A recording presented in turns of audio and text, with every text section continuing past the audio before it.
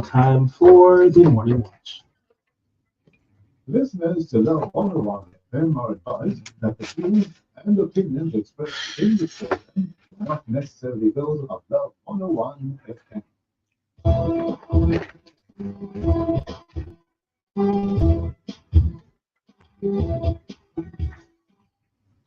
Hello and welcome to the Morning Watch on Love 101 FM.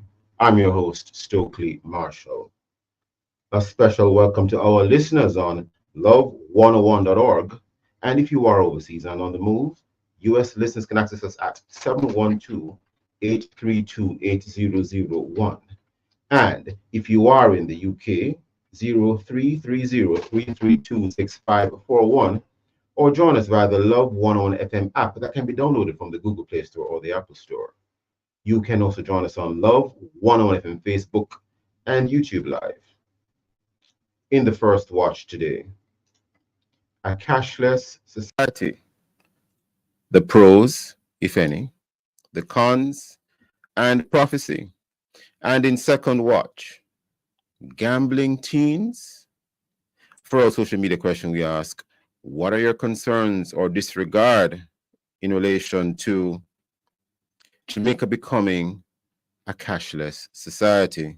Share your responses in our Love 101 from Facebook and YouTube channel, and also on WhatsApp 876-9973-125 using the hashtag The Morning Watch.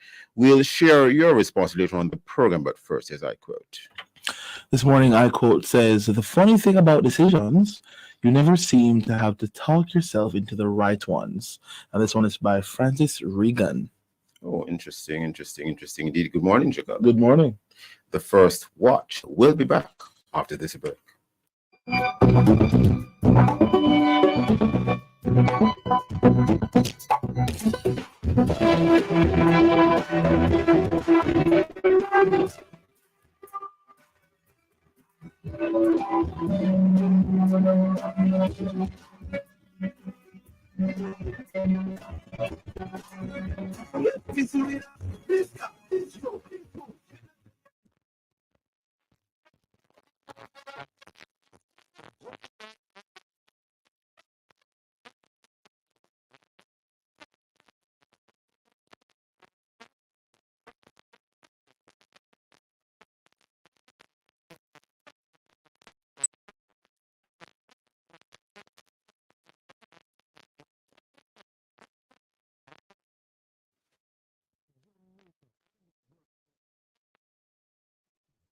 Life-changing opportunities are arising. You need training and support. We are the Renewed Heart NSTA Trust, committed to providing you and emerging skills training and opportunities. Come to Heart. We'll help you claim your place in the workforce of the future.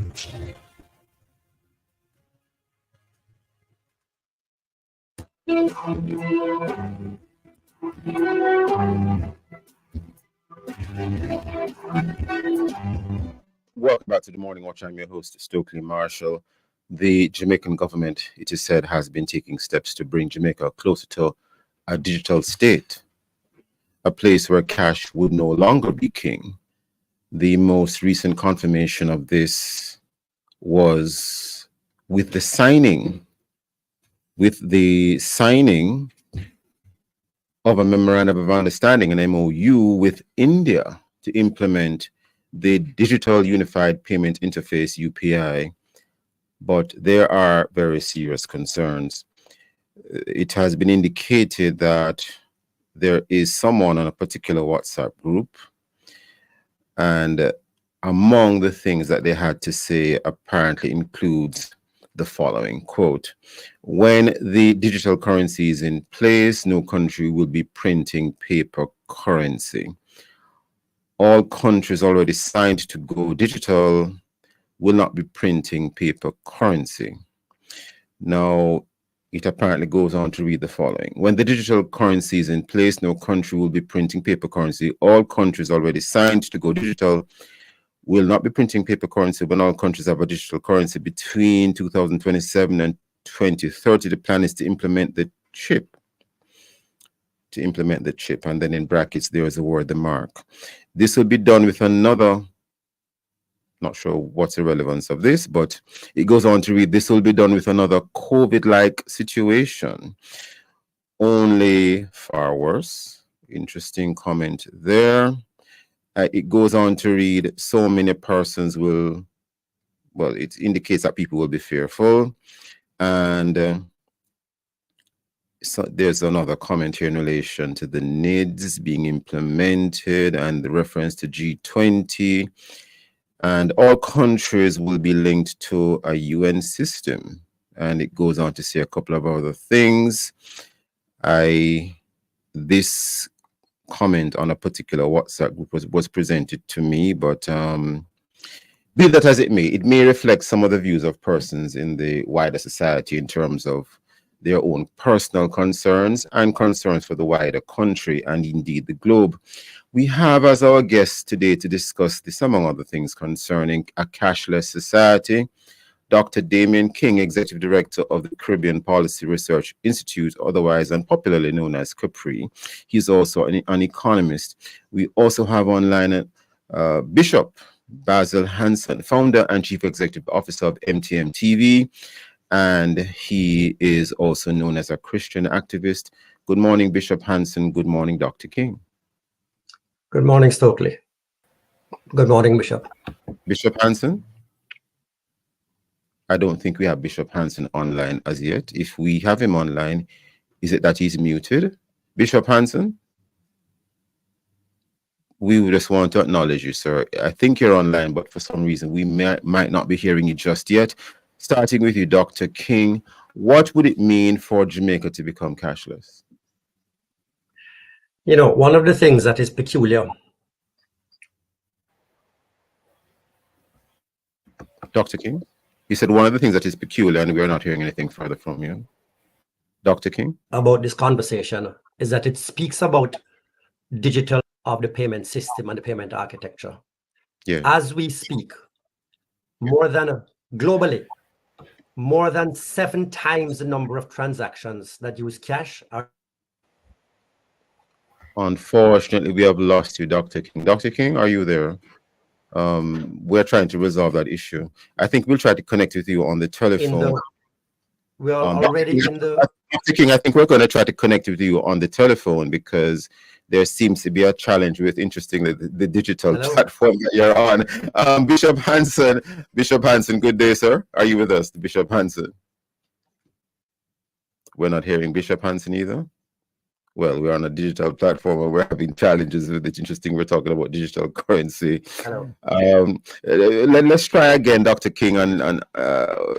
Well, am I getting a signal? Dr. King? Dr. King? Oh, Bishop Hanson, I think we're hearing you. We're on a digital platform talking about digital currency. We're having challenges with this digital platform this morning. Not too sure why. Bishop Hanson, sir. Good morning. Bishop Hanson. Good morning, Bishop Hanson. We're hearing you now. I had to ask Dr. King before we stopped hearing him for a moment, and he was very quite spotty. We're trying to connect with him on another line, maybe at the telephone. What does it mean for you, or what does it mean generally for a country to go or to become cashless? I mean, no cash at all, not as an option, just no cash. Bishop? Who is speaking? Bishop Hanson. Bishop Hanson. Okay. I think yes. I am not for cashlessness. I am for the hybrid. I rather the hybrid because, as you said, if you lose cash, you lose your control, and you will now be controlled. Digital money is not money, so I would not support a cashless society. I'm thinking prophecy will fulfill, but I am saying it don't have to happen in my time. So I will fight, and we'll try and mobilize as many people as possible to fight, to understand that you don't have to kill one for the other to live. We could work with both of them, and we're having many challenges with the digital. But I think the hybrid could work better. So I'm in support of having a hybrid. Dr. King, are you now with us again? Dr. King? Yes, I'm with you. Yes, you would have heard the answer or the response of the bishop. He says he prefers a hybrid situation. Your thoughts? Yeah. So what really functions effectively as money in a society really at some level is not up to what your government dictates or your central bank, because people have a need for a transactions medium in which they have confidence. And there are many, many examples where governments have tried to force a form of money onto a population, and the population rejects it and uses what they want. For example, if inflation is high, people just stop using the local currency, regardless of the fact that it's legal tender, and they will use US dollars, even if it's illegal to do so. So the idea that the government can force any kind of currency, digital, printed, or otherwise, on the population, really is not going to come to pass. The point is, if people have a strong preference for cash, then they are going to use cash. And if this government doesn't provide that cash, then they will use the cash of some other country. But the fact is, people have chosen, have demonstrated already a strong preference for digital payments.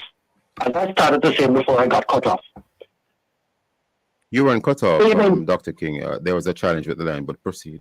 Yeah, no, sorry, not cut off by you, cut off by the technology, variability of the technology. Yes. As I started to say, currently, cash accounts for only 16% of all the transactions globally, worldwide. That is because people choose the convenience of digital payments. It is more efficient, it is more convenient, it provides greater access, it is more hygienic, and it provides more security. So that is the reason why use of cash has declined. Not because any government or authority has forced it on anybody. In fact, mostly it has been led by the private sector, almost entirely. To push back on you a little bit, Dr. King, and not in a bad way, but there have been certain legislation and even some best practices that have been recommended. For example, I'm an attorney at law, and you are discouraged, not necessarily overtly, but there is a shift you can see where you're being discouraged from accepting a certain volume of cash into your office, because it might signal that the source of you might have to do a little bit more due diligence in terms of the source of the funds. We also have legislation where you can't take more than $1 million to any location other than a commercial bank, for example, to do business. So is it that the legislative environment and even just the general environment we're in at the moment, having regard to the Proceeds of Crime Act, etc., it might actually be discouraging the use of cash? Also, the fact is that sometimes doing a transfer is just easier. You can just use your phone and do it, as opposed to taking the cash, driving somewhere, and handing it to the person and getting a receipt. Dr. King? But that's my point. My point is that digital is winning out because it is more convenient. It saves the driving up and down, and it saves the physical handling. And that is my argument. What about the legislative? Hold on. As for the government, yes, discouraging and incentivizing, of course. Yeah. But the point I'm making, I don't know if you're old enough to remember when we had exchange controls in the 1970s and 1980s, where it was illegal for people to hold US dollars, and everybody had US dollars. So my point is that there's a limit to how much a government with legislation and incentives and encouragement can prevent people from doing what they want to do, and that serves their own interest. I think we're upon a break already, but just before we head to the break, Dr. King, I want to mention the matter of programmability. I'm looking at something here from HSBC, and it seems to be indicating that there are some benefits to digital currency being programmable, but there are some concerns. Hold that thought for a moment, Dr. King, before you respond. Listeners, please stay with us. We'll be right back with the Morning Watch.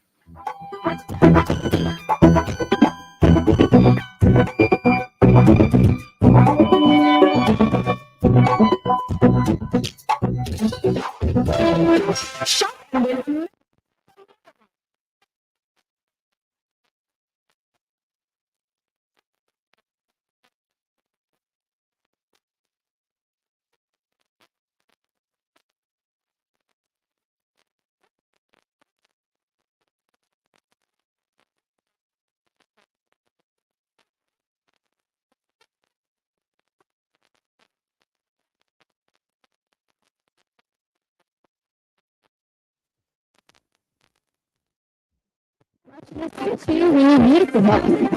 Wash your clothes with Downy Softener to keep dazzling everyone around you from day to night. Try Downy Softener now.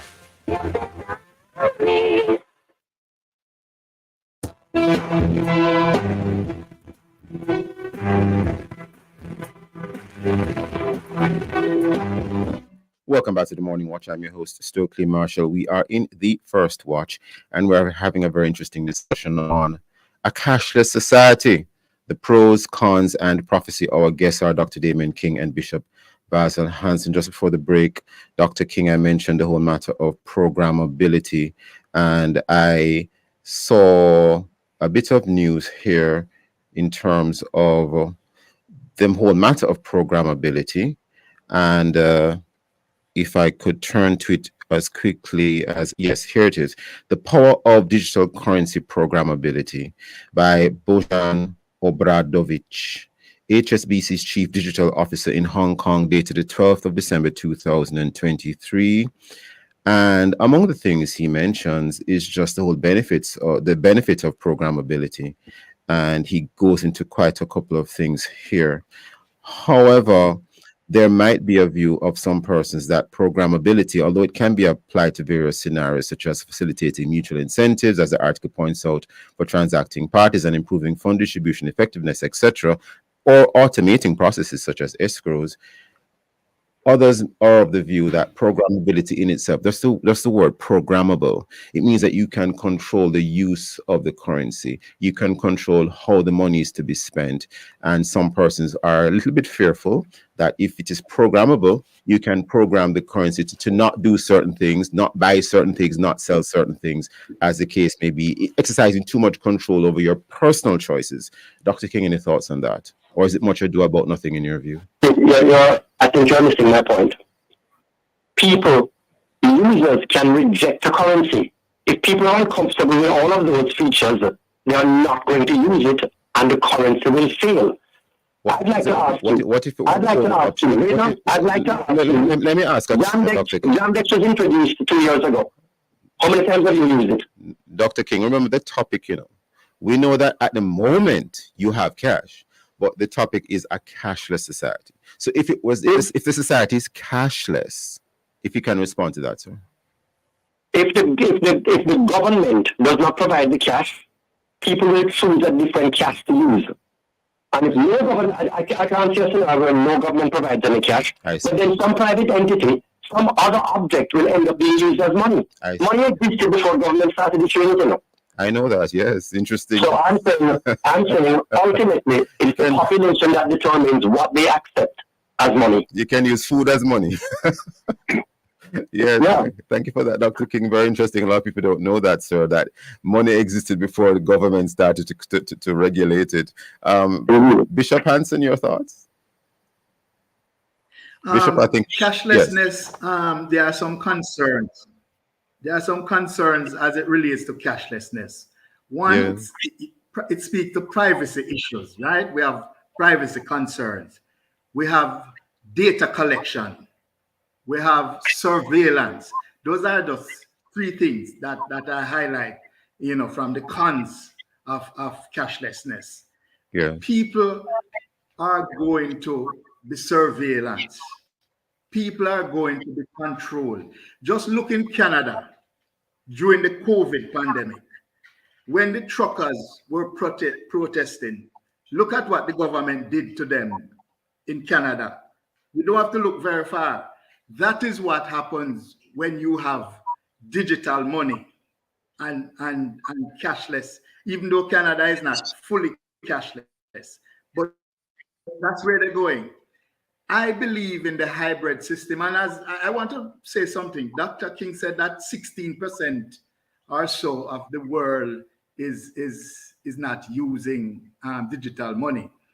No, I don't know about those numbers because COVID has taught me that a lot of things that the media said nowadays is not true. And what they do is try to drive fear in people. And so, I'm not sure about those numbers, but I can speak to Jamaica, and I have a retail business in Jamaica, and I can tell you I don't see much card sale. I still see a lot of cash because we don't have the infrastructure in Jamaica for cashlessness. So I'm not sure that we would want to go cashlessness. I believe we would want to go hybrid because the online, look at recent Hurricane Beryl in Mapen and other places that were damaged badly where we had no electricity. People were struggling to use point of sale machines. People were struggling to use card. Sometimes you go to some of these machines, 3, 4, 5 of them not working. You can't get any money. And you go to the pharmacy to get a prescription. And if you don't have cash, when they tell you the point of sale machines not work. So I believe we need to have a balance. Even Jesus Christ himself gave us a balance. You don't have to worship me. You can worship sin.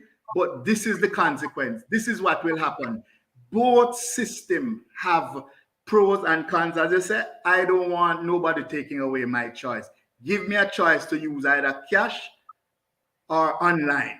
Yes, they have some convenience, but we as a people need to, and those companies and businesses that decide they don't want our cash, we should protest, we should boycott them, we should not support them. People power is more powerful than the government. The government is not in charge of us. The government is our servant. We employ the government. The government must do what the people want. And as long as the people fear government, they will always allow government to control them. But we have to educate our people that government don't control us. Government are put there to serve us, to do what we want. And if we don't want a cashless society, no government should do that. Because that is the power that you have. You know, both of you gentlemen seem to be saying various things. You're not necessarily disagreeing with each other, interestingly. But I want to say this. I had an experience some years ago where I went overseas and I was trying to the United States, and I was trying to make various purchases. And a couple of establishments that I went to, they refused to take the US dollars that I had with me. They insisted that I use a credit card. It was a very interesting experience. So a concern I'm raising here is, what if, without any legislation, institutions in the commercial space, for whatever reason, they elect to only take some form of digital currency. They only want a credit card or a Jamdex type currency or whatever it is. Dr. King? Okay, a number of things to respond to. Yeah. First of all, I don't know what that business about Jesus offering a balance, because the way I understand it, I am the way, the truth, and the life. No one comes to the Father except through me. So that don't sound like Jesus gave us a choice. Point number two. Jesus gave us a choice. He gave us a choice. He has not The taken us a choice. reason why businesses do that is because cash is costly. But the first point I made about digital money and digital payments is that it is more efficient. Explain the costly. Explain the costly, sorry. Yes, because cash has to be physically moved and physically managed and physically stored. You need to get a big truck to come and take the money and take it to the bank. And it has to be paid for. Yeah. So what you're going to, what happens with cash is that the goods end up costing more because the cost of the business is more. And this is the point I'm making, that the society is moving to digital payments, not because the government says so, but because it is more efficient and people are choosing it. Well, it doesn't mean every single person is going to like it. But I'll tell you something. If I can buy from a merchant or a location that is more efficient because they are not dealing in cash versus going to pay more somewhere because you're dealing in cash, then people are going to choose the cheaper one. This is not what government is dictating. Dr. King, in terms of the cheaper one, let me, you can comment on what I'm about to raise with you, sir. Whenever you spend cash as what we call a consumer, sometimes I hate that term consumer, but that is a term we like to use. When a consumer spends cash and receives an item, arguably they're not paying a fee on top of what they're spending. They simply hand the money and get the good. But when you, for example, use a debit card or a credit card, well, let's say a debit card, and you go to the debit card to draw some cash to go and spend. I think once you pass a certain number of free transactions, free withdrawals, I think for some institutions, depending on the institution, you start paying a fee on each withdrawal. So is it that, sir, there can be a fee to using the non-cash option, depending, for example, on the number of transactions used? In other words, for the consumer, using the card or some other form of digital currency can end up costing them. Your comments, sir, on that? Okay, 2 points. Yes. When you say going on and getting cash, Yeah. you're ignoring the cost of doing that, you know. You have to leave your business place, or you have to leave your office and your home, and you have to transport yourself at a cost, and stand up in the line and go to the ATM, and then reverse that. So I'm saying all of that is the cost, is part of the cost of using cash. And part of the cost of the money from their account, there's a fee. Point number, yes. But point number 2 is that digital payments remove the need for proximity. Okay. You can only pay for cash is that the person is standing in front of you. All right. Now, I don't know if you have ever placed an Amazon order at the point in your life, but I guarantee you, it didn't pay for it in cash and cannot. You know, never enough time on the morning watch, gentlemen. And, it raises the whole matter of the National Identification Registration System. And for Jamaica, could cashlessness, if we went there, effectively force persons to take the national identification number, even if you are thinking of opting out of the system? Dr. King? Well, you have me to speculate on what the government may do with NIDS. Not to speculate, sir. Not to speculate, but I mean, you can use your reasoning. You don't. No, I don't know, but again, yes, I think efficiency is what is going to pull people to it. Okay. And you're of the view, Dr. King, that no matter, even if we legislated that we should be cashless, you're of the view that persons will try to find a way to go around that system, find other forms of cash or whatever it is, because people will want to do business regardless. Is that your thought? I have no doubt. Otherwise, we are already on Jandex. Okay. Bishop Hanson, before we wrap, sir, any final thoughts in terms of what Dr. King just said? Well, I believe that we should go hybrid, not cashlessness. Yes. And I want to say that Christ gave us a choice. He never took away our choice from us. We have a choice to serve him, and we have a choice not to serve him. But at the end of the day, whichever choice you make, you either get a blessing or you get a punishment. So choice is something that I am very, very much in for. Anybody try to take our choice or a system coming straight from Satan. No system that takes away a man's choice is of God. And I would not want Jamaica to go down that road. Give us the hybrid.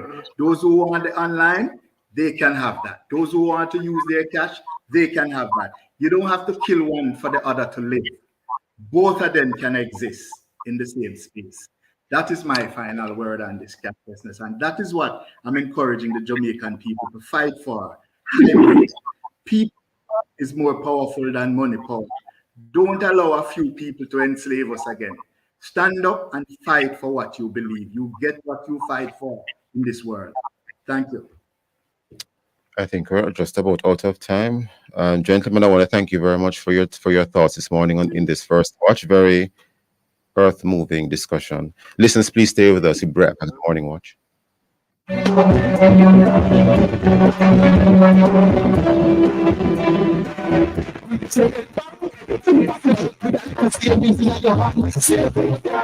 Nigerian bank is 7:30.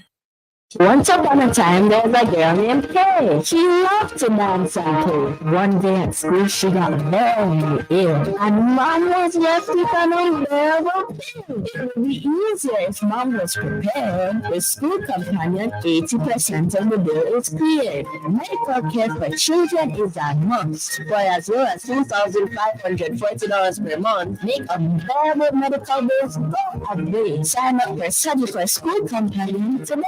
Conditions apply. Ready to experience 6 times more freshness in your clothes? Try Downy Scent Beads. With fragrance so amazing, you have to sniff it to believe it. Try Downy Scent Beads today. 6 times more freshness versus using detergent alone.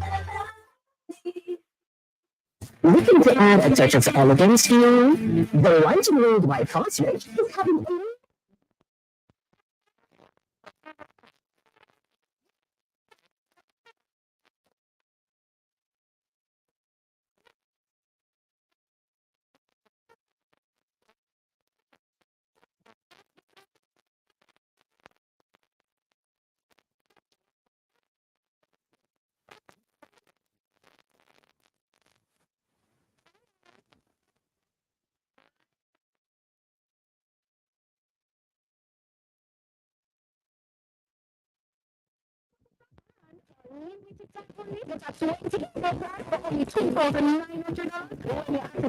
That's not $500 saving. What means being able to save on your Flip 28 prepaid mobile plan with unlimited social and Emerald calls is to download the Comfortable app or visit comfortable.com. Download today and start saving. Shower.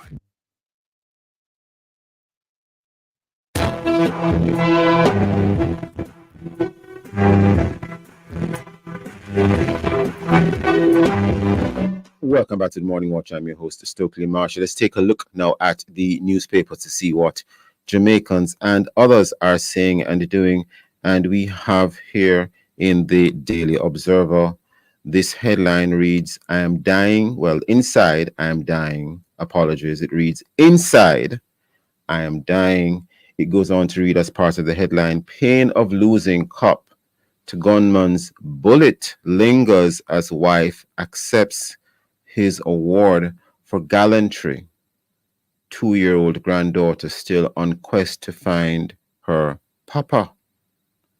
This story by Alicia Dunkley Willis. I'll read a little bit of the words just under a photograph of, well, it reads as follows. 2-year-old Destiny Skylar, granddaughter of late Constable Ricardo Fairclough, who is being held by her aunt, Patra Gay, partly hidden in the photograph, reaches for her grandmother, Josette Fairclough, to the left of the photograph, following the ceremony of investiture and presentation of national awards and honors and awards, at National Indoor Sports Center in St. Andrew on Monday. That would be yesterday.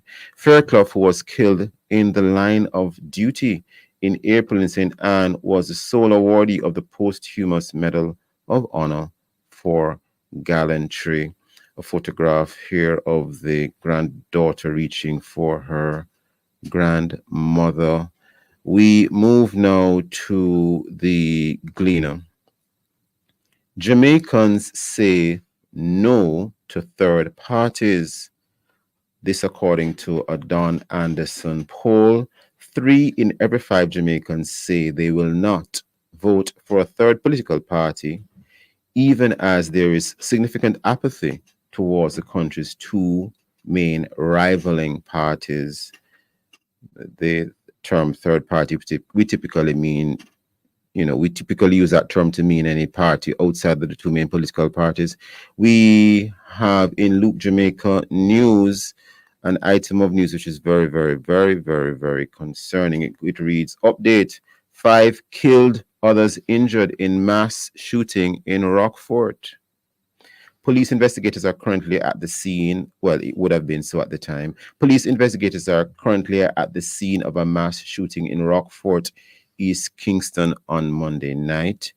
Among those killed are said to be an area don and one of his close family members. Several other persons have been reportedly injured in the gun attack. Preliminary reports said that persons were at a football match in the community when gunmen opened fire, hitting several people.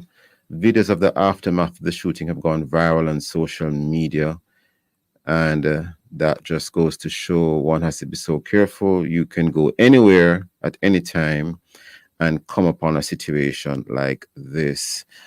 Coming up next, we'll revisit the feedback from our Facebook, YouTube, and WhatsApp question, which is, what are your concerns or disregard read Jamaica Becoming a Cashless Society. If you haven't done so yet, leave your responses on our Facebook or YouTube. Love 1FM Jamaica Live, and also WhatsApp comments and voice notes to 876-9973-125 using the hashtag The Morning Watch. We'll be right back.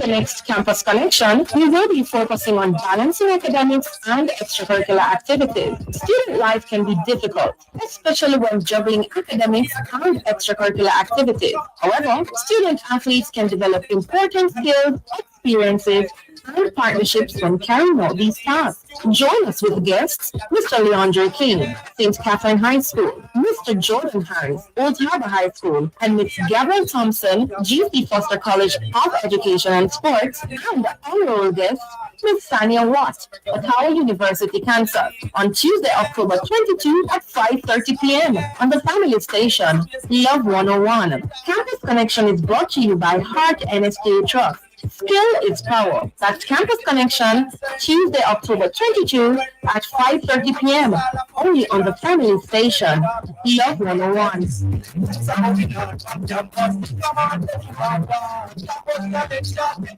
Happy be young man, got to be young man. Don't miss the next episode of the Mailbox as we will look at men and ADHD. October is ADHD Awareness Month and affects 8 to 10% of males worldwide. Males are 2 to 3 times more likely to be diagnosed with ADHD than females and may experience symptoms such as hyperactivity, restlessness, and forgetfulness. You're invited to join the conversation with Mr. Ade Brown, who was diagnosed with ADHD as a child and is now an associate counseling psychologist. Join me on Wednesday, October 23rd at 5:30 p.m. on the family station, Love 101. The Mailbox is brought to you by Solid PVC Pipes, manufactured in Jamaica by Stokeley Company Limited. That's Wednesday, October 23rd at 5:30 p.m. only on the family station, Love 101. The Mailbox, Monday.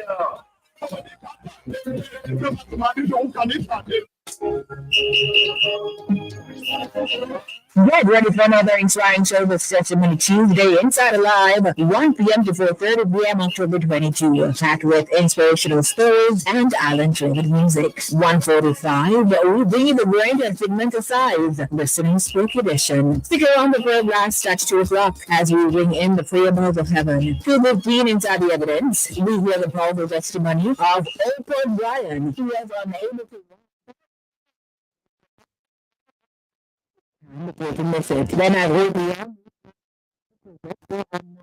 transforming journey with Pastor David Lewis. Stick and stay with us.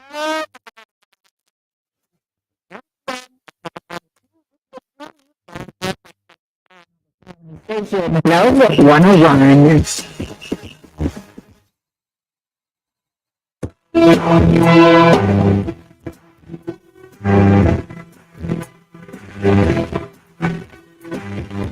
Welcome back to the Morning Watch. I'm your host, Stokeley Marshall. Let's join Jakal for a look at how our friends on social media have responded to the question. What are your concerns or disregards re Jamaica becoming a cashless society? Jakal. All right, so we have some responses here. The first one comes to us from YouTube. Ivy Harvey says a cashless society would be disastrous. We need a cash alternative at all times. Power supply is not reliable. We move on to Natalie Campbell on WhatsApp. Natalie says, I say no to cashless. Jamaica is not ready for cashless. Monica says, I don't support the wholesale conversion to cashless society, but rather a dual option that allows people to interchange between both. We are being discouraged from cash as our salary is remitted to bank accounts. Utility companies no longer accept check payment, even from the companies. Banks are not servicing ATMs timely, so I hope it is deliberate. But the lines at ATMs attest to the people that still want cash in their hands. So let the people decide. That's what we have so far.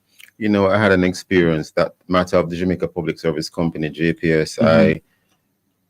As I usually used to do, sometimes I would pay a utility bill and I had sometimes I just don't have the time to Right. visit the utility company. So I write the check Understand to it. JPS and I give it to the bearer and I send him along. He returns to me maybe within the hour or so and says, Mr. Marshall, JPS is no longer accepting checks for JPS payments. I was floored. That's interesting. So, I had to, I wasted the gentleman's time. I didn't know at the time that JPS had stopped taking checks. Well, we move right into the second watch. Now, in the US of A, about 2 decades ago or so, approximately 30% of all high school students it was said that they were participating in gambling. And this was even before, many other people, more than, persons have been using phones, etc. But there was a time when not everyone was using a smartphone. And it was from way back then we got that statistic, it would appear. And, this digital transformation, as we understand it to be, there is a proliferation of sports betting. And locally here in Jamaica, a BGLC commissioned survey points to Betting, Gaming and Lotteries Commission, by the way, BGLC commission survey points to a worrying level of engagement in gambling among children. This extensive research with public consultations highlighted a very serious problem of underage gambling activity as well as gambling among other vulnerable members of the society. How so, and what are the repercussions? And just a little bit in terms of what I looked at earlier, or mentioned earlier, in terms of the gambling among students, referring to the figures from the US. This was before everyone had a smartphone, and more importantly, before the removal of the US federal ban on sports betting in 2018. We have as our guest this morning to discuss this, among other things, on this topic, that is, Stuart Jacobs, president of the National Parent Teachers Association of Jamaica, known as otherwise called the NPTAJ. We also have Dr. Leakim Samaj, founder, chief ideator, Above and Beyond, transformation psychologist. Dr. Samaj, Stuart Jacobs, good morning. Morning. Good morning to my Fortis brother, Dr. Samaj. Forever. Fortis. No comment, gentlemen. Carry on. With all this, anyway,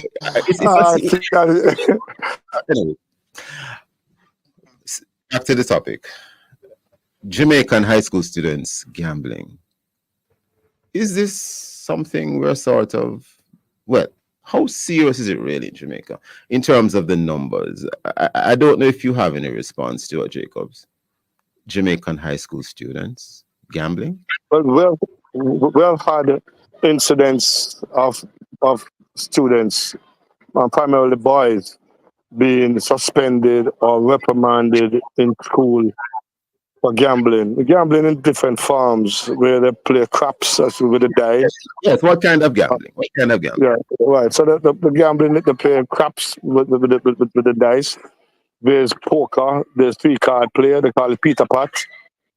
And there is organized gambling where they would sit and bet on a game. So Manchester United plays Tottenham Hotspurs on the bet with the odds and all of that. Yeah. But that is not easily detected by the school. Hold that thought, Stuart Jacobs, because I'm already getting a signal for a break, and we haven't brought in Dr. Samaj yet. But Dr. Samaj, you think there's a problem with teenagers and gambling? Yes, there is. Hold that thought, sir. Listeners, please stay with us. We'll be right back on the Morning Watch. Time is now 7:45 a.m. The time is now. Beat the clock with the Yadon Road Heroes Day Flash Sale. Sign up for Yadon Road for only $5,300 plus DCT and get a Visa cash card loaded with $15,000 that you can use at the supermarket, gas station, and more. Plus, you can get a Samsung A05 for only $1,999 plus GCT when you sign up. This offer ends soon. Sign up for Yadon Road today. Visit discoverflow.co or a Flow store for more details. Conditions apply. Well, if you want buy appliances for your home with the quality high and the price low, get it on Habasco. Get it on Habasco. Everything with the price low. It's never need on Habasco.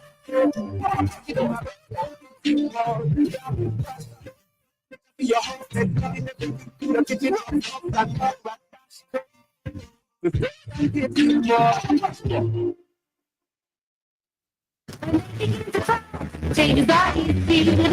When teeth diapers are difficult to change, it's time for Pampers Easy Up. They're easy to put on and take off, keeping their skin protected. Changes are easy to as a contractor, I never work with a contractor. As an electrician, protection is always a priority. If you're a small business owner or an independent contractor, there's a plan that gives you protection and coverage. Sagittor Chrome Shield. With up to $1 million critical illness coverage and cover up to 80% of your medical costs for as little as $13,650 every 3 months. Get the protection you need with Sagittor Chrome Shield. Call 876-926-7784. Conditions apply.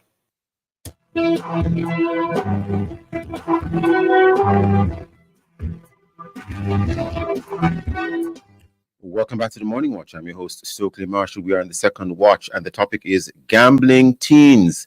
That is the question. Well, we appear to be answering the question in this second watch. Our guests are Stuart Jacobs, President, National Parent Teachers Association of Jamaica, NPTAJ, and Dr. Leakim Semaj, founder, Chief Ideator, Above and Beyond, Transformation Psychologist. Dr. Semaj, you're saying that there is a problem. Stuart Jacobs, you have also pointed out not only that there is a problem, but the different types of gambling that's taking place, including organized types of gambling. Why is this happening? Starting with you, Stuart Jacobs, and then Dr. Semaj, to see if you can drill on into why, from a, I don't know, psychological, emotional, mental perspective, why people are doing this. Stuart Jacobs. Children live what they learn. And so in our society, in the middle of the news, the middle of prime time, there's a break for us to look at Pictree and all of those gambling. So it's right in the faces of the kids. Yeah. Secondly, even the football teams, both local and overseas, are sponsored by a betting company. Yeah. Then they walk into their neighborhood, the hamlets, the villages. What do they say? They say big men, sometimes their fathers or their uncles or their brothers and their mothers too, and aunts, and their sisters, sitting around a gambling table, gambling the entire day. And with this thing about a number, you dream a number, it has become a part and parcel of our culture now, where you dream a number and you go and buy it. So it no longer is gambling a taboo that is hidden away. It is right in the faces of our children, right in the center of society. It is seen as a way of making a living. It is seen as a way of socializing also, because people go to their uncles and brothers and so on, go to the gambling house and they socialize for an entire day. So it is not something that is hidden away from them, and they see it as a way of making a quick buck, and also for them to also socialize. And that's what is happening now with gambling. It's something very difficult to control. Dr. Semaj. Excellent summary. The law of public order says, anything that takes place in the public domain that's not regulated will have to be subsidized. Unpack that for us. Anything gambling takes place in the public domain. Yes. If you don't regulate it, yes, all the negative repercussions from it will cost the state. Well, without prejudice to what Stuart Jacobs just said, or in terms of what he just said, he made mention of certain ads being run on Ad prime nauseum, television, ad nauseum. and they are regulated. That is a regulated sector. Exactly. But then now, from the personal standpoint, Okay. where's the educational program that severely limits young people? Two factors. One, the prefrontal cortex is not fully developed until around age 25 to 27. Yeah. Proper judgment. That's why children have to be socialized, and structure and restriction. What gambling does, it creates an addiction. It's a powerful reinforcing factor. So once you get caught up in that, a lot of the other things that you should be doing at that time don't get done. The result is that your socialization is compromised, your education is compromised. But that I'm not talking about any moral reasons now, just what happens. No, I understand what you're saying, sir. Yeah, so that it has to be properly structured in such a way that, and with some serious penalties. So, for example, informal gambling / gaming situation that allows a child to come in there. It's the same thing we have now with alcohol and cigarettes. Huh? We don't sell to minors, and you could get in trouble by selling to a minor. And we try our best to regulate that. Even so, there still are problems. So we really need to step up our campaign. First of all, our educational campaign, our socializational process. You know, for me, I always say, home is the first school, parents are the first teachers, everything else is extra lesson. So even from the parental standpoint, I agree with children live what they learn and do what they see.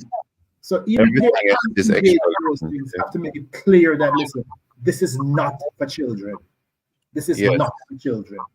The first as your development. School is at home. Everything else is really extra lessons.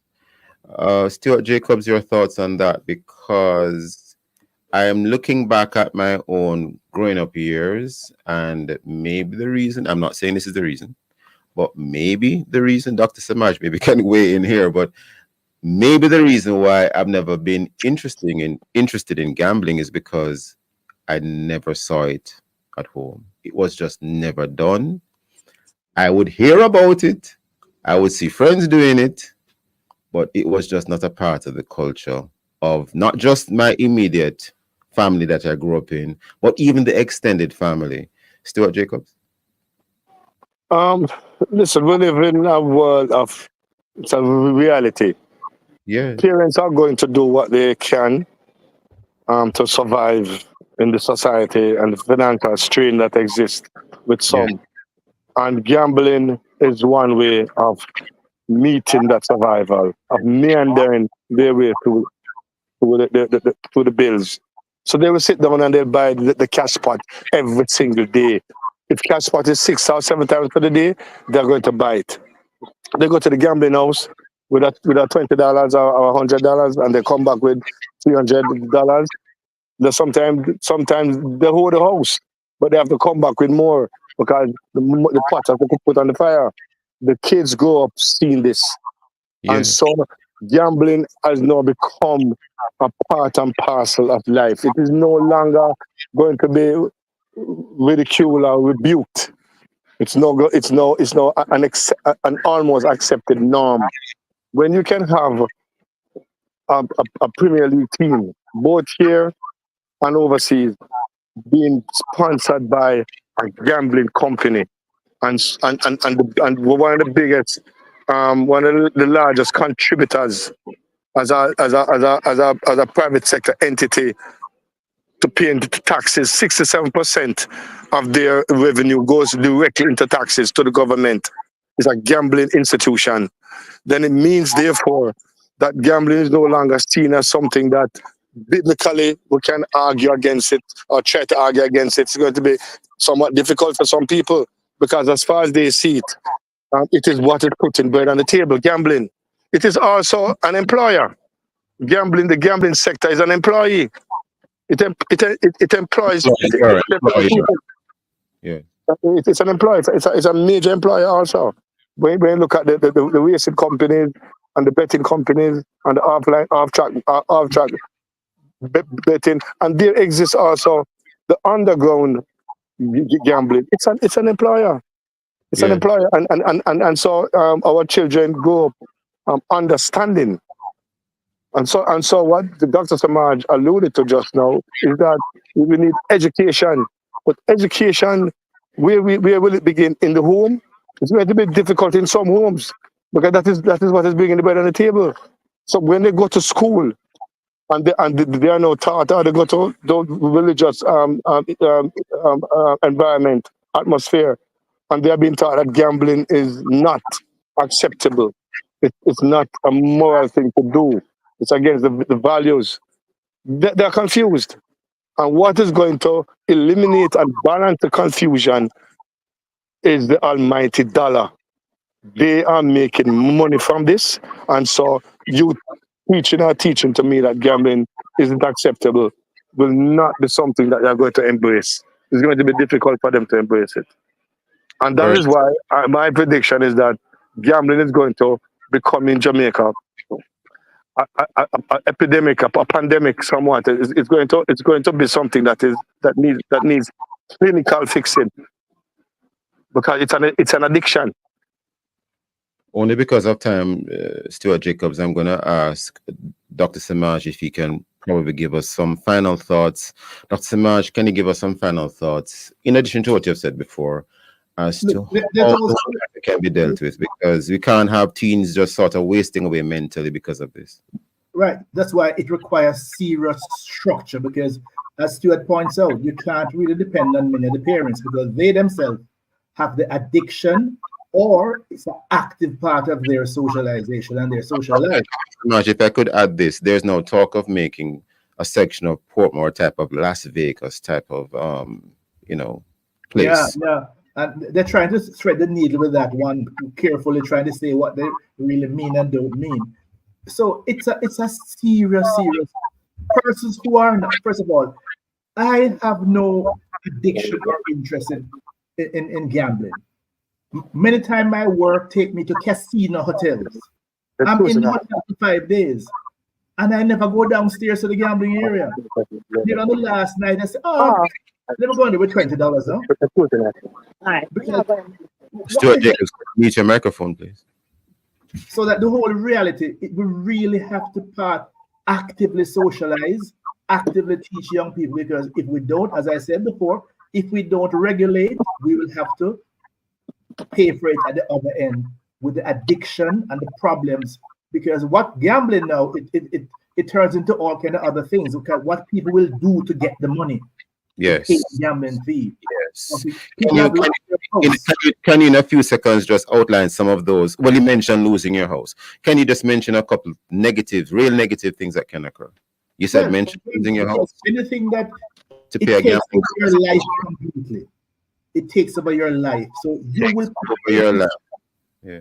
Your family, your resources, your job. I have seen people even gambling on golf, a friendly game of golf, and the result is that, listen, I've been called to work with families who men have been on the verge of losing their business. Yes. Because of the gambling that came about and the addiction and so on. And we really have to find a way to pull them back. So children, it can only be a prevention, active socialization by the state. Because many parents are long gone, they are not in a position to even help the child to understand that. And I will add the church as well, if I could maybe pull the church into the attempt to save the children or the teenagers. We are completely out of time, gentlemen. Dr. Samaj and Stuart Jacobs, I want to thank both of you for your time and for your thoughts. This is a very interesting and very important discussion. I'm happy that we had this discussion this morning. Addiction can be a killer. Thank you, gentlemen. Thank you so much. Thank you, listeners. Join us again tomorrow. Thank you, gentlemen. And join us again tomorrow as we look at other topic and controversial issues. Visit the Love 101 FM YouTube channel and Facebook page, and now TikTok at Love 101 FM Jamaica for this and all other Love 101 FM programs. Of course, download our Love 101 app and stay connected to the family station, Love 101 FM, the number one gospel station in Jamaica. This has been the Morning Watch. Thanks to producer Kathy Gale and to our guests. Join me again tomorrow as we look at other topical and controversial issues. I am Stokeley Marshall, handing back Love in the Morning with Chakal.